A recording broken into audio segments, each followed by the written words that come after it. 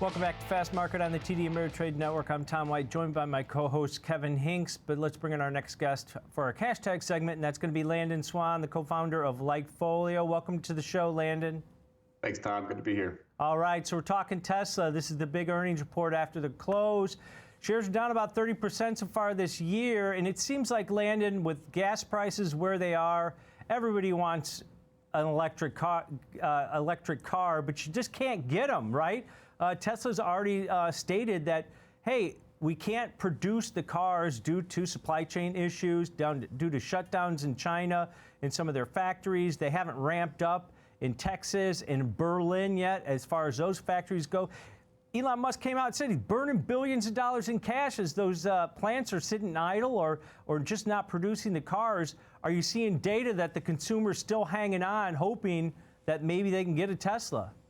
Yeah, I think everybody wants one, right? I mean, you go to the gas station, it's painful. Gas concerns, people talking on social media about the price of gas and how painful it is up 660% year over year. So, I mean, everybody knows that. And of course, you hear on the news, some of the administration just says, you know, if gas hurts, just go buy an EV. Unfortunately, like you said, it's just not that simple. But there is a lot of demand, not just because of gas prices, but if you actually look at people talking about wanting an autonomous vehicle, that's up 60%. A high-tech vehicle is up 44%. Again, these are just general demand. If you look at EV demand specifically, it's at all-time highs, up about 220% year over year, so tripled. This is a very strong sector, and Tesla is clearly the market leader in this sector. And so we do love this company. I mean, it's been one that LikeFolio has done very well on over the years. And what's interesting is if you look at how well the different models are doing, yes, it's dominated by the Model 3, but if you look at growth, it's actually the Model Y. That one's actually starting to get a lot more eyeballs on it, and people are talking about getting into a Model Y more than they were in the past at the highest rate of growth. Model S is falling off. But I think that even though right now, again, the Model 3 is the dominant one because I think mostly because of affordability, but you're getting a lot of people interested in the X and the Y. So what's interesting, again, Tesla is in a great sector. They're about 85% of electric vehicle mentioned, so they are the big dog. They dominate. Here again, you can see that the model breakdown where the Model 3 is the one that everyone's talking about. But again, Model Y is coming on the quickest. So when you look at the purchase intent, let's talk about that a little bit. That's what LikeFolio does. We look at when people are talking on social media about saying, I'm buying a Tesla in one way or another. There's hundreds of ways to say it. That's our job. But when you look at that, the quarter that just ended that they're about to report on is up about 34% year over year on purchase intent. Very strong numbers out of that. There is a little bit of a slowdown since the end of the quarter. So in the 20 days of July, so just since the quarter's ended, which, oftentimes they talk about how the current quarter's going as they report the previous quarter, that one's looking about plus 16% year over year. So not quite as strong as the one that they're reporting. But, the one they're reporting is very, very strong. It's just, I'm a little concerned of a slight slowdown in that demand. And, looking at how well we predict this company, our purchase intent has a 0.6 correlation to revenue, which is a pretty high number. So when LikeFolio says people are talking more about buying these cars, they are talking more about buying these cars. So we're expecting a good number out of the report, but maybe a little bit of a slowdown in the current quarter.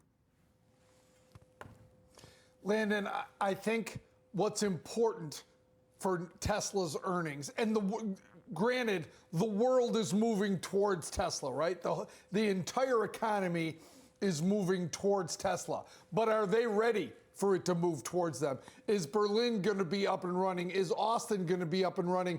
Can they get Shanghai back to full capacity there? There's a lot of issues.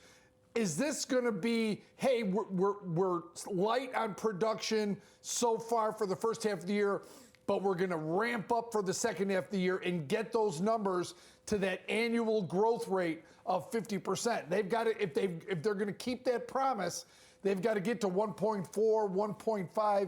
1.5 million cars. We all know that the world is going toward Tesla.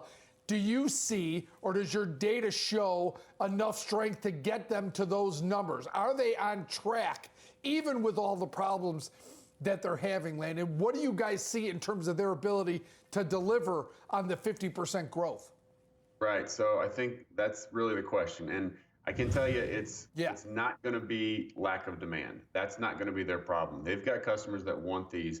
You're talking about delivery here, and this is a cool chart. It shows how many deliveries they've been able to make in each quarter of each year, and you can see it's been doing really well, ramping up. This last quarter was a little bit off as far as deliveries, and I think that the current quarter, that's the key. So the current quarter is a little bit off as far as deliveries, the one that they're about to be reporting on. So that's a huge issue for this company. If you look at all the other EV startups, Lucid, Fisker, Rivian, what's really crazy is you look at the consumer happiness, they're all at 82%. And Tesla is at 72%, along with GM, Ford, and BMW. They're all at 70%. So there's this, I guess, break between basically, are you really a car company yet, or are you still selling dreams? And for a long time, Tesla was selling dreams, and that's why all the perma bears came out on Tesla.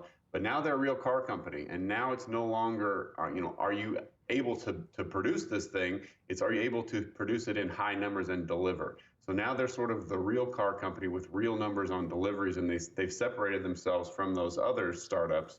And now they're a monster company with big numbers and bigger problems. So it's going to come down to deliveries. We're seeing that delivery mentions are at plus 22% year over year, strong numbers, but they're down 12% this month versus last month.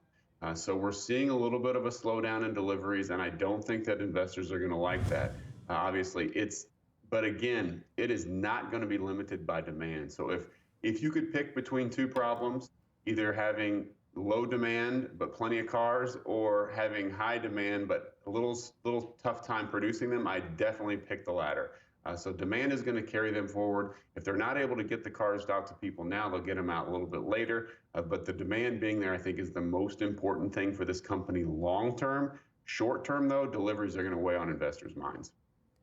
Yeah, and I think that's the key, Landon, when investors and traders are looking at stocks, they're looking ahead. So is that the key to this earnings report going into today? Because the expectations are for them to deliver less this quarter than the previous quarter, just due to the issues that we mentioned as far as the supply chain, because demand is still out there. Is that the key, that, hey, whatever the numbers are, that's okay, but look at what the company says as far as guidance and maybe the ramp up, because we all know Elon Musk puts the hammer down on his workers and says, hey, we need to produce more. We need to produce more. Is that the key moving forward for this stock? I think so. And you know what? In my opinion, the data is so bullish on the consumer demand side and just the cult-like following of this company, that if there is any kind of negative reaction from Wall Street based on deliveries, I'm going to be a buyer if the stock sells off based on that. We always talk about earnings score. Right now, they're sitting at a plus 38, not incredibly strong, but strong enough. And so I'm bullish going into the report, and I think that any kind of move to the downside after would be based on deliveries, and I think that would likely be an overblown concern, because again, consumer demand, in my opinion, is the key to this company, and they've got plenty of it. Yeah, and that consumer demand probably won't wane anytime soon if gas prices remain where they are at this point.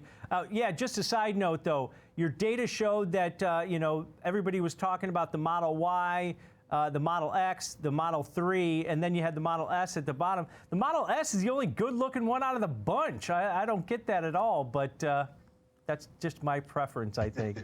All right, Landon. All right, Landon. Thanks so much. Have a great day. All right, guys, take care. Thank you. All right, that's Landon Swan, the co-founder of LikeFolio, breaking down the data on Tesla. Pretty positive.